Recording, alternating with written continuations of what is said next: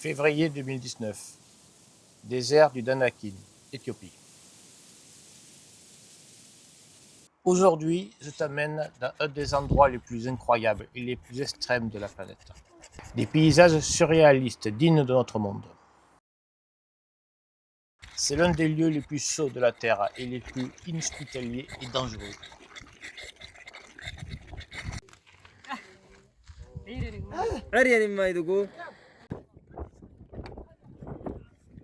Je t'amène dans la dépression du Danakin, sur le volcan le Dalol.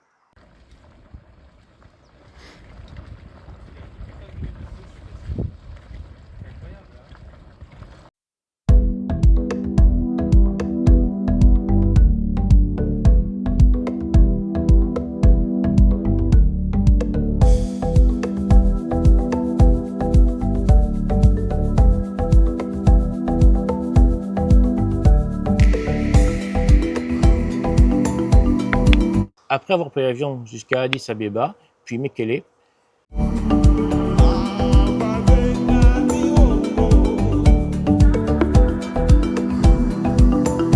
c'est en 4x4 que le reste de l'aventure se poursuit.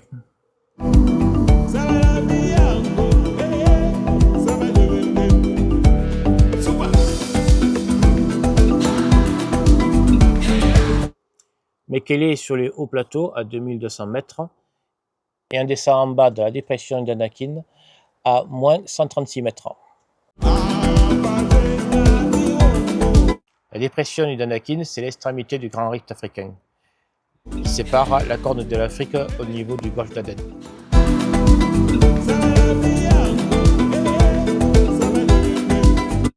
C'est un des deux seuls endroits sur Terre où on peut marcher sur le futur fond marin.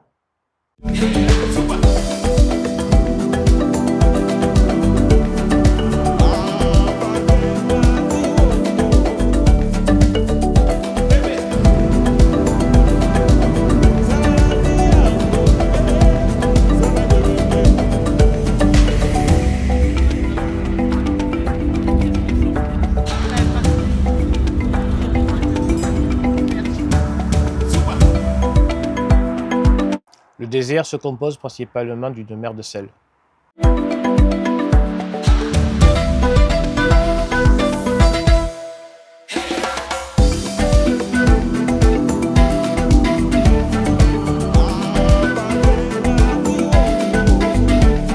La couche de sel peut atteindre 2000 mètres par endroit.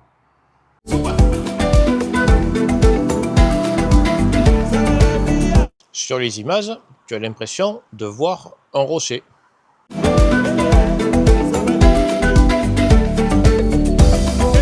Il s'agit en fait d'un bloc de sel.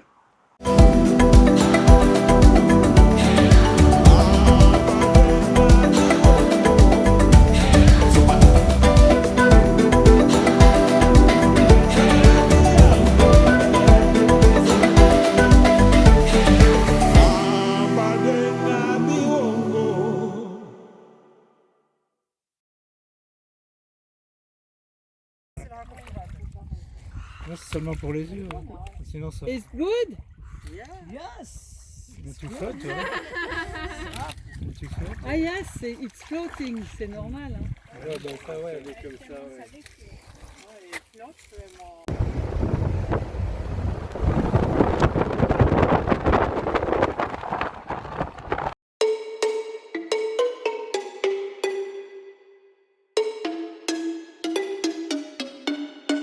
On est dans le pays Afar, à la limite de la frontière érythréenne.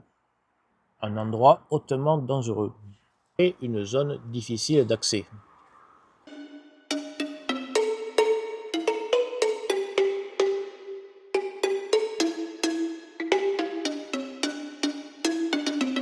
Il faut rester plusieurs jours sans eau et sans électricité.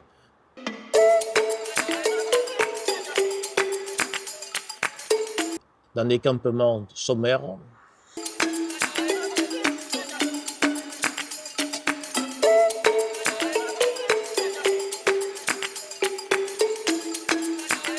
Les Afars assuraient la sécurité de notre voyage.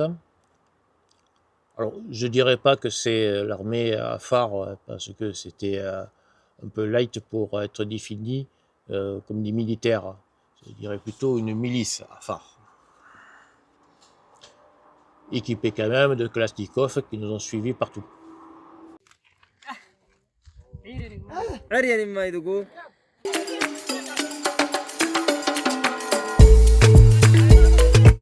Le désert est très chaud et aride, les températures dépassent largement 40 degrés.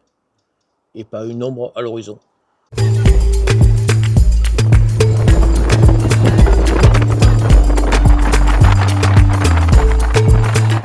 Comme je le disais, c'est un des endroits les plus inhospitaliers du monde.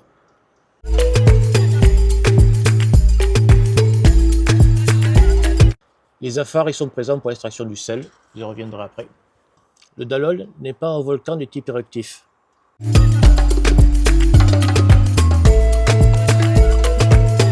Plutôt une zone géothermique composée de dépôts de soufre, d'acide et de sel.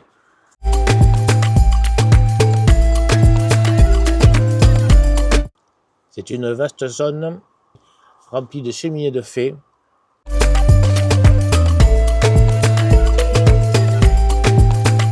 de sources chaudes d'acide,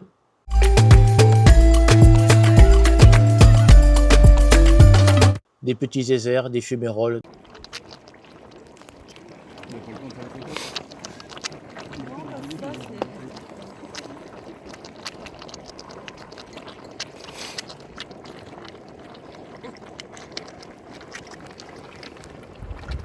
Des concrétions, du sel et du soufre mélangés qui forment toutes les couleurs qu'on peut voir sur les images.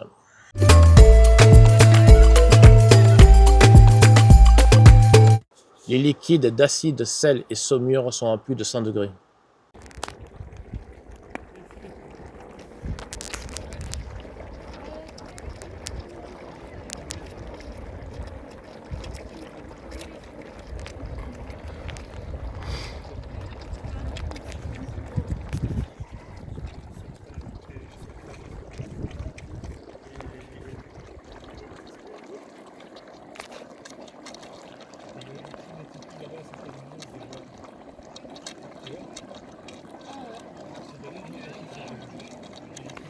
Les gaz sont toxiques. Certains endroits imposent de porter des masques.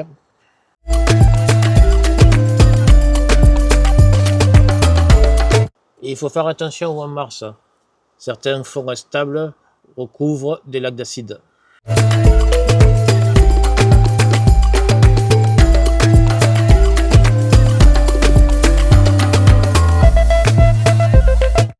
Géologiquement, c'est la faille du Grand Rift qui génère ce volcan.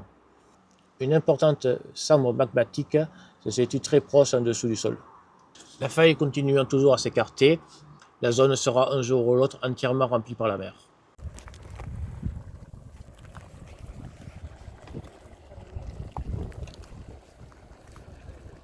Regarde le petit machin là-bas au fond. Là. Même regarde juste devant, là, il y en a aussi. Là. Ah là-bas, il est joli. Hein. Là, c'est un geyser quasi.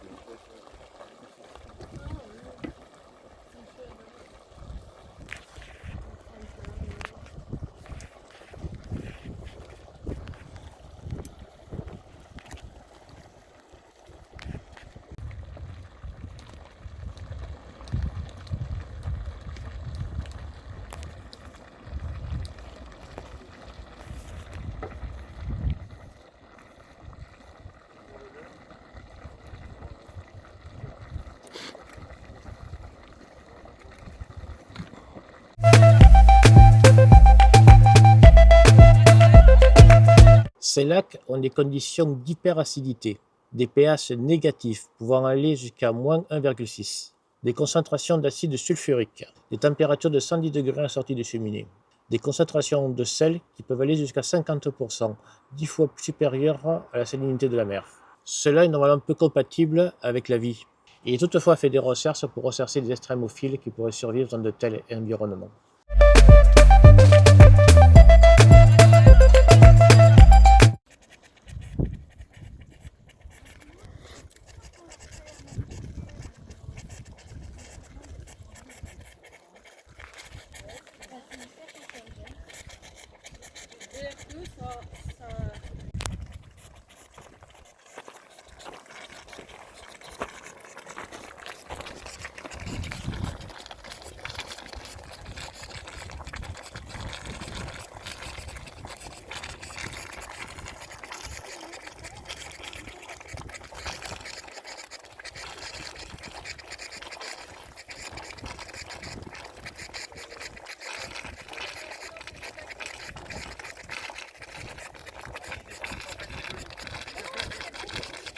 manteau.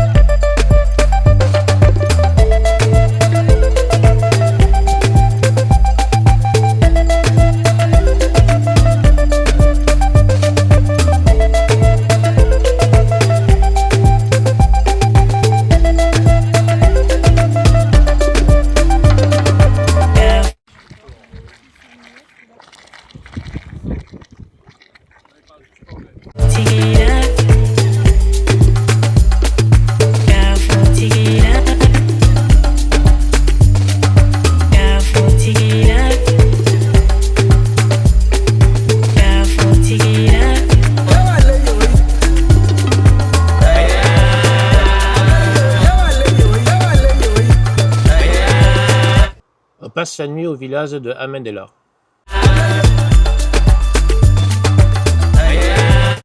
Il est très proche du Dalol.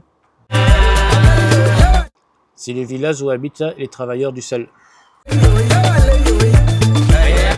Ce village est la seule activité humaine dans la région.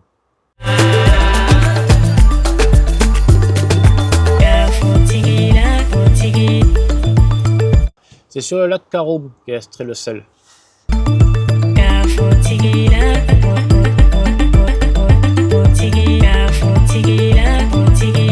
C'est un lac salé.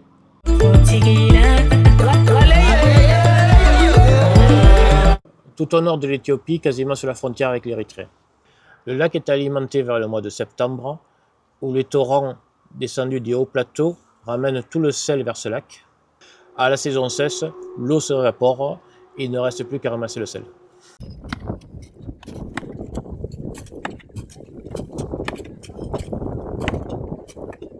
Il y a 3500 ouvriers qui traversent le sel dans des conditions extrêmement précaires.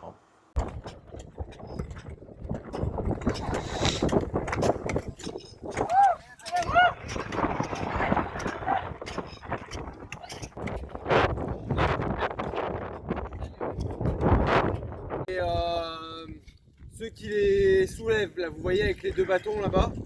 Donc en fait, une fois que c'est fendu, une fois que la croûte est fendue, ils soulèvent des grosses plaques.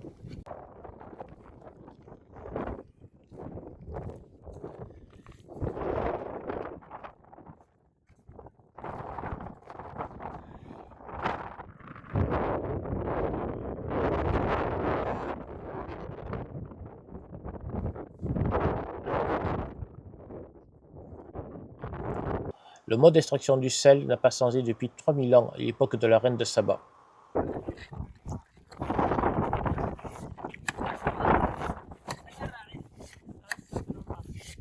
C'est réglementaire.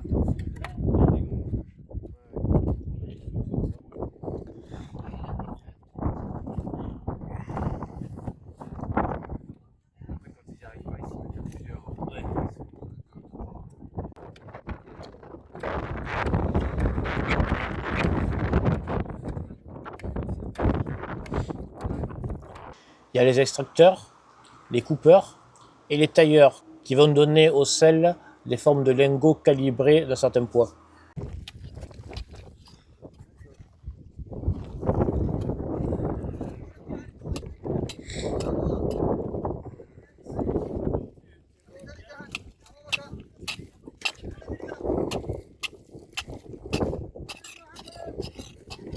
Le sel est ramené par les caravanes de dromadaires.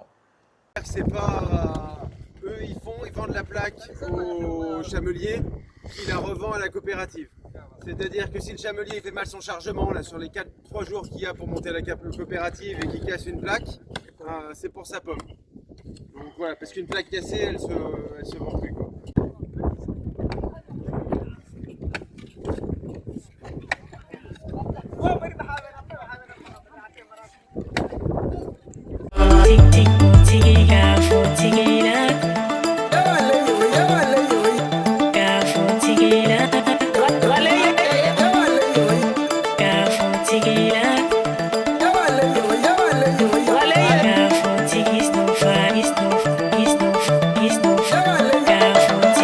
Des problèmes de mines, de guerre civile, de guerre avec l'Érythrée ou même d'enlèvement menacent tout ce qui rentre dans cette zone.